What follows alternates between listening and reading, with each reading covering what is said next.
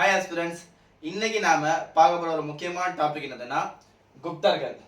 குப்தர்கள்லயும் ஒரு முக்கியமான அரசர் இரண்டாம் சந்திரகுப்தர்.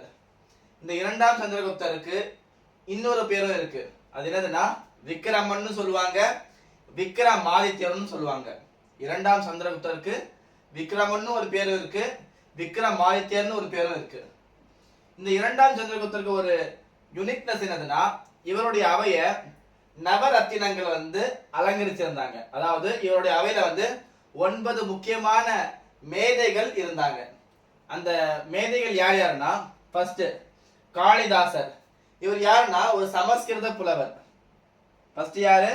காளிதாசர், சமஸ்கிருத புலவர். இரண்டாவது ஹரிசேனர், இவரும் ஒரு சமஸ்கிருத புலவர். மூணாவது அமரசிம்மர், இவர் யாருன்னா அகராதியியல் ஆசிரியர்.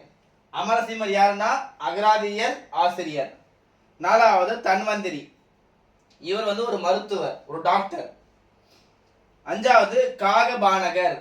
காகபானகர் யாருன்னா ஒரு ஜோதிடர். இவர் சங்கு, ஆறாவது, இவர் ஒரு கட்டடக்கலை நிபுணர்.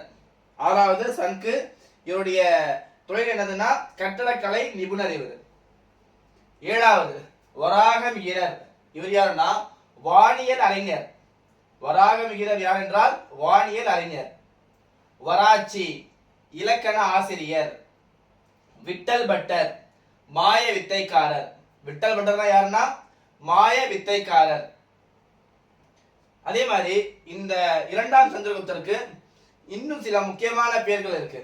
அது என்னதுன்னா தேவஸ்ரீ, தேவராஜர், தேவகுப்தர். அதே மாதிரி நரேந்திர நரசிம்மர், சாகரி, நரேந்திர சந்திரர், சிம்ம சந்திரர். ஏற்கனவே நம்ம 2 பேர் பார்த்திருக்கோம், விக்ரமன், விக்ரமாதித்யர். இது அதிகமா அழைக்கப்பட்ட பெயர்கள். அது தவிர இந்த பெயர்களும் இருக்கு. என்னது? தேவஸ்ரீ, தேவராஜர், தேவகுப்தர், நரேந்திர நரசிம்மர், சாகரி, நரேந்திர சந்திரர், சிம்ம சந்திரர். இந்த சாகரிங்கிற பேர் எதுக்கு வந்துச்சுன்னா இவர் சாக அரசர்களை எதிர்த்து போரிட்டு தோற்கடித்தார். அதற்காக தான் இவருக்கு சாகரிங்கிற அந்த பேர் சொல்றாங்க. அதே மாதிரி இவருடைய ஆட்சி காலம் எப்போ ஆரம்பிச்சதுன்னா 380 இருந்து 415, கிபி 380 இருந்து 415.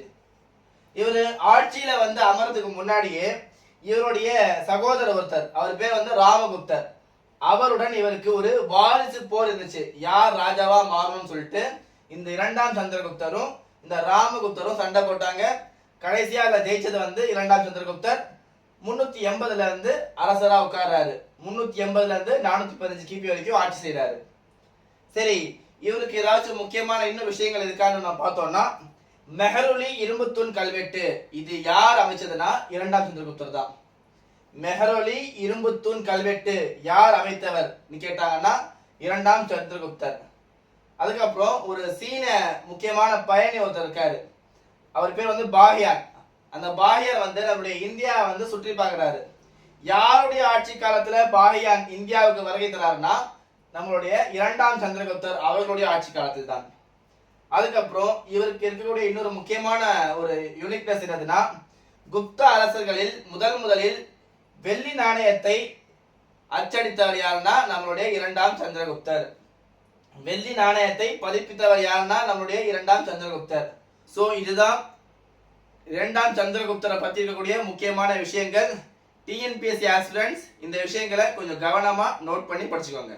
பாய்.